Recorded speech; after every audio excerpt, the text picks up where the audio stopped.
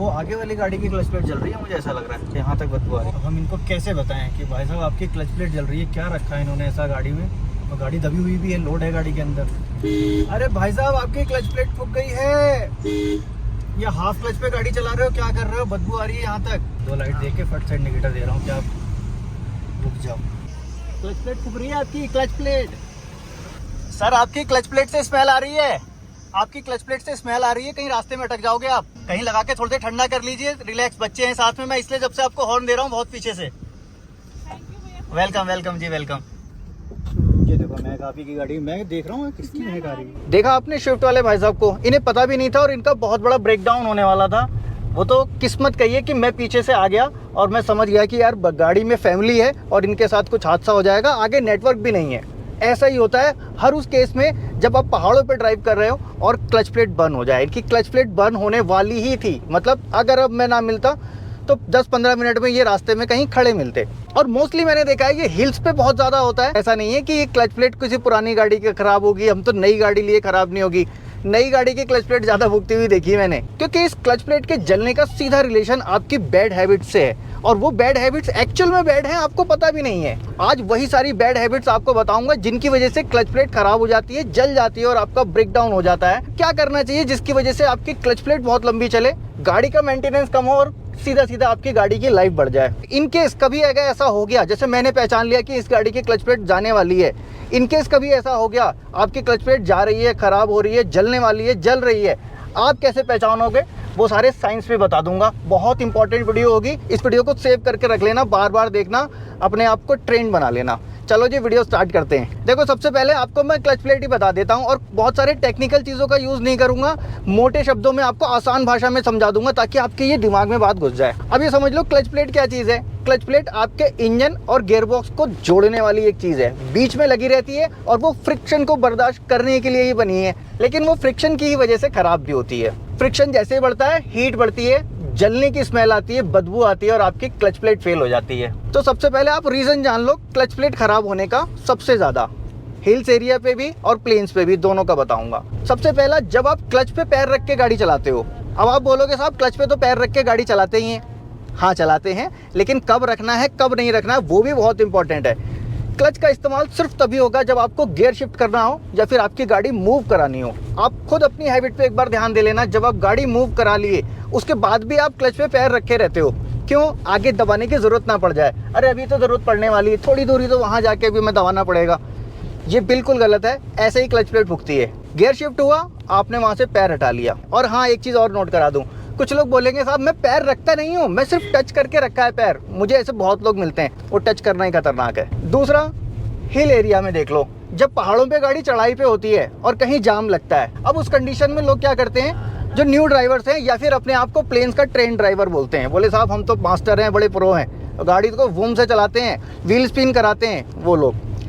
अब वो लोग क्या करते हैं, गाड़ी के इंजन को पहले रेव करते हैं, पहले एक्सीलरेटर दे दबाते हैं, आरपीएम बढ़ जाते हैं, फिर क्लच को रिलीज करना शुरू करते हैं, ऐसी आवाज़ निकलती है और गाड़ी चढ़ना शुरू करती है। उन्हें लगता है कुछ नहीं हो रहा है, बस यहीं से क्लच प्लेट जलना शुरू होती है, बर्न होना शुरू होती है, क्योंकि इस टाइम पे फ्रिक्शन सबसे ज़्यादा हो रहा है। आपने पहले ही आरपीएम को बढ़ा दिया और फिर आप क्लच रिलीज कर रहे हो, तो करना क्या होता है वो समझ लो। देखो पहले तो इस कंडीशन में कभी भी ऐसे गाड़ी आपको रोकनी पड़े, हैंड ब्रेक लगा लो। हैंड ब्रेक लगाने के बाद फिर जब आपको गाड़ी मूव करानी है, क्या करोगे, क्लच को रिलीज करोगे बाइट पॉइंट तक। क्लच की बाइटिंग पॉइंट होती है एक, वहां तक आपने रिलीज किया और रिलीज करोगे, आपको पता लग जाएगा पीछे का हिस्सा दबने लगेगा गाड़ी का। जैसे ही ऐसे दबने लगा, आपने हैंड ब्रेक डाउन किया और फिर एक्सीलेटर दिया, लेकिन उतना ही जितनी जरूरत है। ऐसा नहीं कि आपने फुल पंजा दबा दिया और वहां पे क्लच को स्लिप करने दिया। इसके लिए बड़ी प्रैक्टिस की जरूरत होती है। और जो एक्सपर्ट लोग हैं, आप देखना टैक्सी वाले भी इसी पहाड़ों पे गाड़ी चला रहे हैं, पुरानी गाड़ियां चला रहे हैं, उनके क्लच प्लेट को कुछ नहीं होता। और ब्रांड न्यू निकली हुई गाड़ी आप देखोगे रास्ते में बोनेट खोले हुए खड़ी रहती है। और इस कंडीशन में जब क्लच प्लेट से फेलियर होता है, जब गाड़ी का ब्रेकडाउन क्लच प्लेट की वजह से होता है, आप कुछ नहीं कर सकते। आपकी गाड़ी स्टार्ट है लेकिन कुछ नहीं होगा, कहीं जा नहीं सकती। बस एक ही रास्ता होता है, गाड़ी को लिफ्ट कराओ, टो कराओ और फिर लेके जाओ। कि कोई वहां आके भी जल्दी रिपेयर नहीं कर सकता, क्योंकि क्लच प्लेट को चेंज करने के लिए, रिप्लेस करने के लिए ज़रूरत होती है 2-3 लोगों की, 4 लोगों की टीम की ज़रूरत होती है। और साथ में गाड़ी को लिफ्ट करना पड़ता है, जो कि पॉसिबल नहीं होता हाईवे पे खड़ी गाड़ी में। तो इसके लिए ज़रूरी ये है कि समझा जाए और उन चीज़ों से बचा जाए जिसकी वजह से ये ब्रेकडाउन हो रहा है। अब देखो पहाड़ों की बात तो अलग रही, कुछ लोग प्लेन्स में भी अपनी क्लच प्लेट को बहुत जल्दी ख़राब करते हैं, और वो कैसे करते हैं, वो वही करते हैं व्हील स्पिन वाले। खूब साहब गाड़ी की आवाज़ आ रही है, व्हील स्पिन हो रहा है। कैसे करते हैं, बम्पर टू बम्पर ट्रैफिक में चल रहे हैं, एक बिल्कुल चिपका के चलोगे आप, और गाड़ी को जो कंट्रोल करते हैं वो लोग क्लच से कंट्रोल करते हैं। हाफ क्लच पे गाड़ी को रोक के रखेंगे, और जब चलाएंगे भी तो मोस्टली कंडीशन में उनके हाफ क्लच पे ही गाड़ी चल रही होती है। जहां पहले गियर की जरूरत है वहां दूसरा गियर डाल के और हाफ क्लच पे गाड़ी चला रहे हैं, सरासर गलत है। सही तरीका ये है कि अगर आपको गाड़ी हाफ क्लच पे चलानी पड़ रही है, आप तुरंत गियर डाउन शिफ्ट करो, पहला गियर कर लो, क्लच को रिलीज कर दो। देखो, हमें अवॉइड करना चाहिए हाफ क्लच पे गाड़ी चलाने को, लेकिन ऐसा बिल्कुल भी मुमकिन नहीं है कि आप कभी भी हाफ क्लच यूज ही ना करना पड़े। हाफ क्लच यूज करना पड़ता है, हाफ क्लच पे गाड़ी चलाई जाती है, बट सिर्फ उतनी देर जब तक आपको गाड़ी को मूव कराना हो, और जल्दी से जल्दी कोशिश में ये रहना चाहिए कि यार क्लच से पैर हटा लो। मैंने ये शिफ्ट वाले भाई साहब से जब पूछा कि सर क्या हुआ, इतना बर्निंग स्मेल क्यों आ रही है, इतना हाई पॉइंट भी नहीं था। फिर मैंने गाड़ी चेक के अंदर बैठ के मैंने देखा उसका बाइटिंग पॉइंट बहुत ऊपर आ चुका है। मैंने पूछा भाई साहब क्लच पे पैर रख के गाड़ी चलाते हो? बोला हाँ जी, मैं पैर रख के चला रहा था, गाड़ी में पैसेंजर थोड़े ज़्यादा थे तो चढ़ नहीं रही थी गाड़ी, तो मैं हाफ क्लच पे लेके चढ़ा रहा था। तो बस वही सबसे बड़ी गलती है, हाफ क्लच पे नहीं चढ़ाना है, गियर को डाउन कर लेना है। बम्पर टू बम्पर ट्रैफिक होता है, लोग बिल्कुल चिपक के चलते हैं, और वो चिपक के चलने के चक्कर में अपने हाफ क्लच में गाड़ी को कंट्रोल कर रहे हैं और एक्सीलेटर पेडल दबाए जा रहे हैं। सही तरीका, गियर को शिफ्ट करो, जब आप खड़े हो ट्रैफिक कंडीशन में गियर न्यूट्रल कर दो, हैंड ब्रेक लगा दो, गाड़ी खड़ी कर दो। थोड़ा बहुत मूव हो रहा है ट्रैफिक, उस कंडीशन में क्या करोगे, हाफ क्लच का यूज मत करो, आप सेकंड गियर डाल दो। सेकंड से काम नहीं चलता, आप फर्स्ट डाल दो, लेकिन उसको ऐसे ही मूव करने दो। एक्सीलेटर से पैर हटा लो, पूरा चलने दो धीरे धीरे, गाड़ी बंद नहीं होगी, टेंशन मत लो। कुछ लोग इस डर से दबाते रहते हैं हाफ क्लच कि गाड़ी बंद हो जाएगी। वो गाड़ी बंद नहीं होती है, वो पुराना ज़माना था, जो गाड़ियाँ पहले आती थी। अब ये गाड़ी ऐसे इतनी जल्दी बंद नहीं होती। अभी मैं हिल्स में ही ड्राइव कर रहा हूँ, और पिछले कुछ दिनों से कई टूर किए मैंने, लगातार गाड़ियों को खुली हुई देख रहा हूँ। रीज़न मैंने पूछा, पता लगा जी क्लच प्लेट जल गई। दूसरे वाले भाई साहब से, जी क्लच काम नहीं कर रहा है। तीसरे वाले, जी गियर ही नहीं पड़ रहे हैं। रीज़न एक ही है, क्लच प्लेट फेल हो गया। और इस कंडीशन में मैं नई गाड़ियों को ज़्यादा देख रहा हूँ। अब दूसरी एक कंडीशन क्या होती है, गियर शिफ्ट करना। कुछ लोग बहुत अच्छे से शिफ्ट नहीं करना जानते, उनका क्या है, गियर ऐसे पड़ता है, ऐसे पड़ता है, बस हो गया। आप उनकी गाड़ी में बैठोगे, वो ड्राइव कर रहे होंगे, तो आपको फील होगा गाड़ी बहुत झटके लेती है। जब भी वो गियर शिफ्ट करते हैं गाड़ी झटका लेती है, डाउन करते हैं गाड़ी झटका लेती है। वो सिर्फ झटका ही नहीं ले रही, वो उसके क्लच को भी डैमेज कर रही है। और वो झटका लेने वाली जो ड्राइव है, अगर पहाड़ों पे होके आएगी तो वो यही होगा, बोनट खोल के खड़े हैं भाई साहब, बोनट खोल के खड़े हैं। गियर को जब भी शिफ्ट करना है, स्मूथली शिफ्ट करना है। दूसरा, क्विकली शिफ्ट करना है। पहाड़ पे गियर शिफ्टिंग थोड़ी सी जल्दी होती है, लेकिन उस जल्दीबाजी में आपको वो गियर का पॉइंट पता होना चाहिए, जिस पॉइंट पे गियर शिफ्ट होता है। जल्दीबाजी में आप इधर उधर हड़बड़ हड़बड़ करोगे, गियर में टाइम भी ज़्यादा लगेगा, और फिर आपकी क्लच प्लेट भी फूक जाएगी। देखो, ये अप हिल पे लग गया जाम। अब इसी कंडीशन में लोग मिलेंगे आपको ऐसा करते हुए।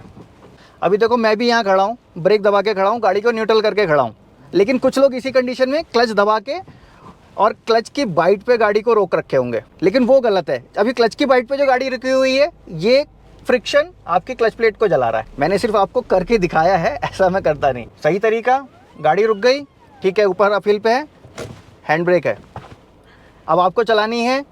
सामने देखो ट्रैफिक चलने लगा, जब चल जाए ट्रैफिक, गियर शिफ्ट कर लिया है, ठीक है। अब क्लच का वाइट पॉइंट आया ये, और मोस्टली कार में तो अभी हिल होल्ड कंट्रोल आने लगा है, जिसकी वजह से ये हैंड ब्रेक बहुत ज़्यादा आपको करना नहीं पड़ता। गाड़ी ऑटोमेटिक ब्रेक लगा देती है 2 सेकंड के लिए लगभग, आपको पैर ब्रेक से हटा के एक्सीलेटर पर रखने का मौका मिल जाए। सबसे बड़ा डर हिल पे यही होता है लोगों को, जो बाहर से आ रहे हैं, गाड़ी पीछे ना चली जाए। वो इससे घबराए रहते हैं बिल्कुल, अरे भाई साहब गाड़ी पीछे ना चली जाए। इसके चलते वो एक्सीलेटर को फुल दबा के रखते हैं, और दबा के फिर क्लच को रिलीज़ करेंगे। लो जी, क्लच रिलीज़ कर रहे हैं और गाड़ी स्लिप कर रही है। तो चलो कोई बात नहीं, जाम लगे रहने दें। मैं आपको बताता हूँ दूसरा पॉइंट, गियर को शिफ्ट करना। गियर को क्विकली शिफ्ट होना चाहिए, स्मूथ शिफ्ट होना चाहिए, और गियर शिफ्ट करते समय आपके मन में असमंजस नहीं होनी चाहिए। कुछ लोग सोच रहे अरे करें ना करें, ऐसा करें वैसा करें, तो फिर वहाँ पे आपका पैर क्लच पे ऊपर नीचे हो रहा होता है। जब भी क्लच को दबाएं तो क्लच को पूरा दबाएं, और जब क्लच को रिलीज़ करें तो क्लच को पूरा रिलीज़ करें। फुल मतलब फुल। डेड पेडल बना होता है बहुत सारी गाड़ियों में, इसीलिए कि आप पैर हटा के दूसरी तरफ रख लीजिए। और वहीं कुछ लोगों की ड्राइविंग ये होती है, बस भाई साहब मैंने पैर रखा हुआ है, बस मैंने पैर रखा हुआ है, दबाया नहीं है लेकिन सिर्फ पैर रखा है, तो वो पैर रखा हुआ ही नुकसान करता है। तो कहने का मकसद ये है कि आप अपनी ड्राइविंग हैबिट को सुधार के आप अपने क्लच की लाइफ बढ़ा सकते हो।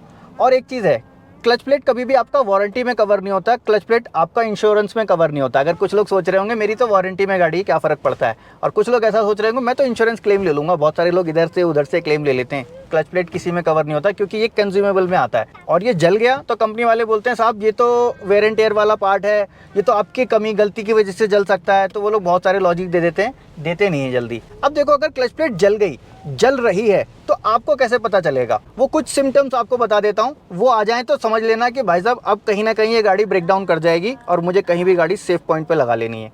सबसे पहली चीज़, बदबू आएगी बहुत तेज़, जलने की स्मेल होती है। आप वो देखोगे अक्सर जो हेयर पिन बैंड होते हैं, जो चढ़ाई वाले एरिया होते हैं हिल्स पे, वहाँ पे आपको वो बहुत ज़्यादा सूंघने को मिलेगी। आप वहाँ खड़े हो जाओ, वो अजीब सी बदबू आपको मिलेगी, वो क्लच प्लेट की ही होती है।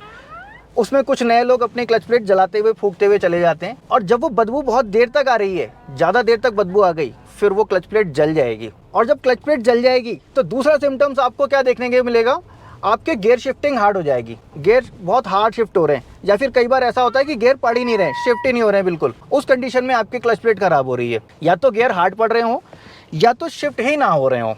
तीसरा एक बड़ा पॉइंट बता देता हूँ, वो ध्यान कर लेना, उससे आप बड़ा फ़ायदा उठाओगे। आपका क्लच का जो बाइट पॉइंट होता है, एक क्लच बाइट पॉइंट आता है जहाँ से गाड़ी पावर लेना शुरू करती है। वो बाइट पॉइंट अगर पहले यहाँ था तो क्लच प्लेट ख़राब होने वाली है तो यहाँ हो जाएगा, यानी कि क्लच ऊपर से आके काम करने लगेगा। समझ जाना मेरी क्लच प्लेट ख़राब होने वाली है। कहीं लंबा प्लान बना रहे हो, पहले चेंज करा लेना फिर जाना, या फिर कहीं रास्ते में हो, कहीं होटल देख लेना, होम स्टे देख लेना, रास्ते में ऐसा बोनेट खोल के मत खड़ा हो जाना। इसके अलावा आपको क्लच पैडल रिलीज़ करते समय या फिर क्लच पैडल दबाते समय एक अलग से घिसने की नॉइज़ आ रही है, आप समझ जाना क्लच प्लेट में इशू आने वाला है। क्योंकि क्लच सेट 3 पार्ट से मिलकर बना होता है, क्लच प्लेट, प्रेशर प्लेट और रिलीज बेयरिंग। उस समय वो रिलीज बेयरिंग घिसने की आवाज़ होती है, और कई बार क्लच पैडल वाइब्रेशन करता है। अगर वाइब्रेशन कर रहा है तब भी समझ जाना कि आपका क्लच ख़राब होने वाला है। दूसरी एक बड़ी पहचान बता दूं, वीक एक्सेलेरेशन।